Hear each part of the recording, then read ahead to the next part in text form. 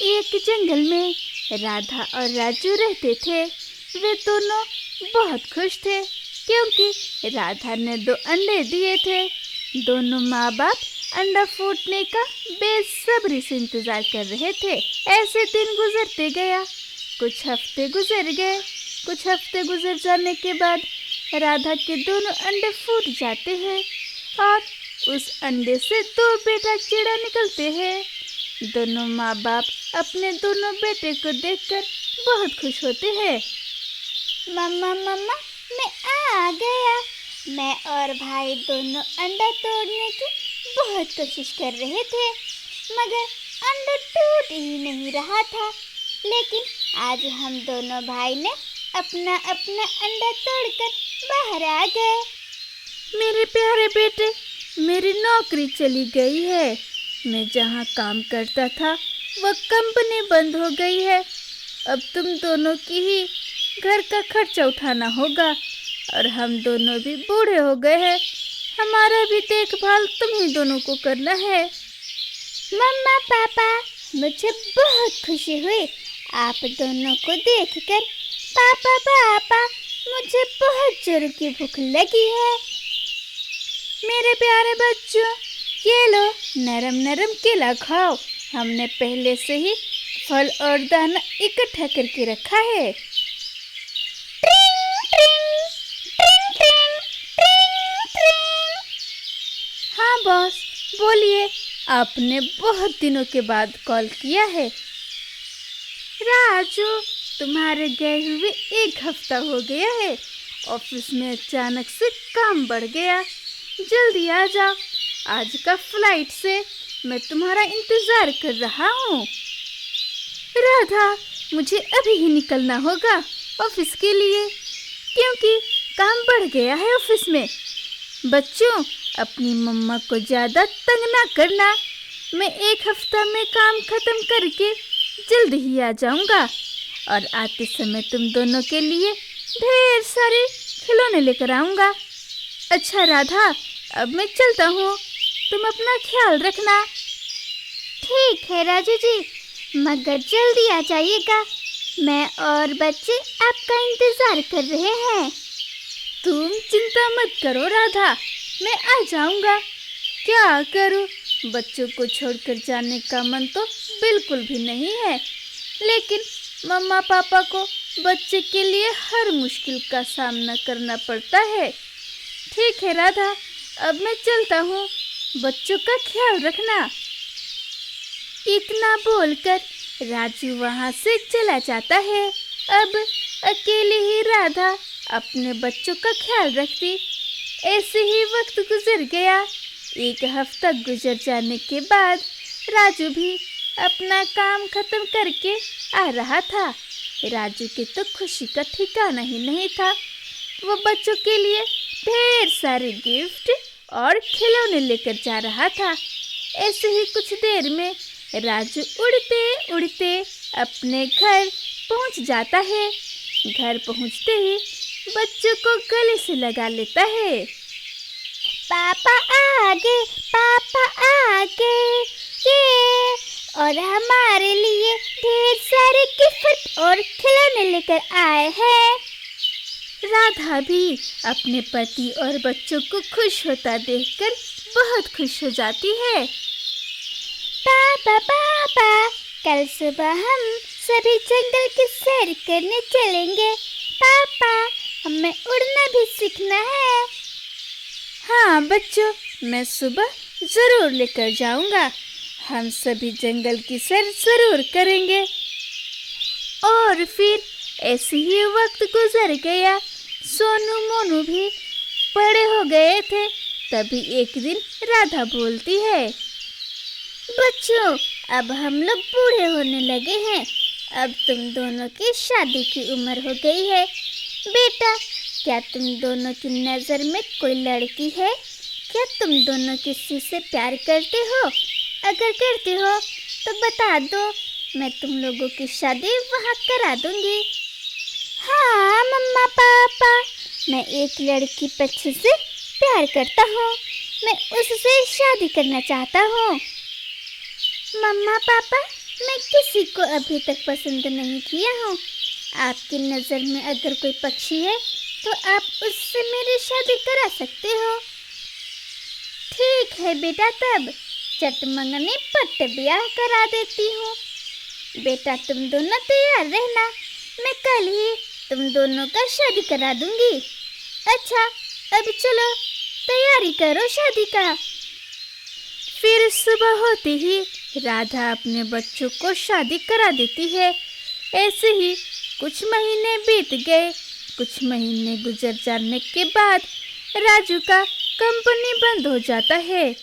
राजू भी उदास होकर अपने घर लौट जाता है। राजू अब बूढ़ा हो चुका था, वैसे उससे ज़्यादा काम अब नहीं हो पा रहा था। ठीक है पिताजी, आप चिंता मत कीजिए, हम दोनों भाई आपकी खूब सेवा करेंगे।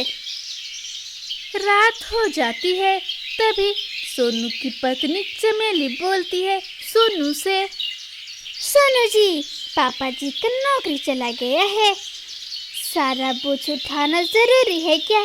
सोनू जी, मैं तो कहती हूँ अगर अमीर बनना है तो इन सभी को घर से निकालना होगा। वैसे भी पापा जी का नौकरी चला गया है, कितना ज़्यादा खर्चा है और इन सभी के पीछे मेहनत भी बहुत ज़्यादा है। मैं बुढ़ापे में इनकी सेवा नहीं करूँगी जी, मुझे अमीर बनना है, अमीर, समझिए आप। अगर आप इन सभी को घर से नहीं निकालोगे तो मैं ही हमेशा के लिए घर छोड़कर चली जाऊंगी, फिर रहना अपने घर वालों के साथ मजे मजे से। चमेली उल्टा सीधा अपने पति के कान में भर देती है। सोनू भी चमेली की बातों में आ जाता है और सुबह होते ही सोनू अपने माँ बाप से बोलता है, मम्मा पापा, हमने फैसला लिया है कि अब आप सभी इस घर से निकल जाइए। क्या कहा तुमने? हम सभी इस घर से निकल जाएं? ये अचानक से तुमने फैसला कैसे ले लिया? और इस घर से निकलकर हम सभी कहाँ जाएंगे, सोचा है तुमने? वो सब मुझे नहीं पता है, लेकिन अब पापा की नौकरी चली गई है, आखिर सभी का बोझ कब तक उठाएंगे? मुझे भी तो अमीर बनना है, अगर पैसे जमा नहीं कर पाऊंगा तो अमीर कैसे बनूंगा मम्मा? मुझे अमीर बनना है, अमीर, तभी तो मैं इस जंगल का राजा बनूंगा, वरना भिखारी का भिखारी ही रह जाऊंगा। अच्छा सुनो बेटा, आज हम सभी बोझ बन गए। जब तुम लोग छोटे थे तो तुम्हारे पापा ने कितनी मेहनत की है, हर खुशी का ख्याल रखा, और आज जब इनकी नौकरी चली गई है तो हम लोग सब बोझ बन गए।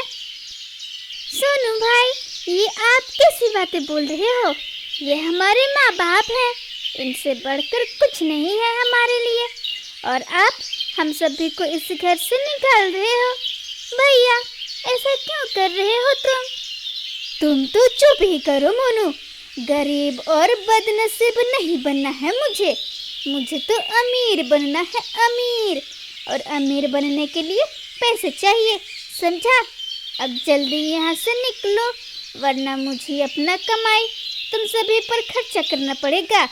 इसीलिए तुम सभी यहाँ से जाओ, क्योंकि मैं तुम लोगों पर खर्चा नहीं कर सकता हूँ। सोनू भाई, बाप की सेवा करने से कोई औलाद गरीब नहीं होता, और माँ की सेवा करने से कोई भी औलाद बदनसीब नहीं होता, समझिए आप? अमीर बनने की चाहत, इस तरह से आप कभी भी अमीर नहीं बन पाओगे, क्योंकि माँ बाप को दुख देकर कोई भी औलाद सुखी नहीं रहता है।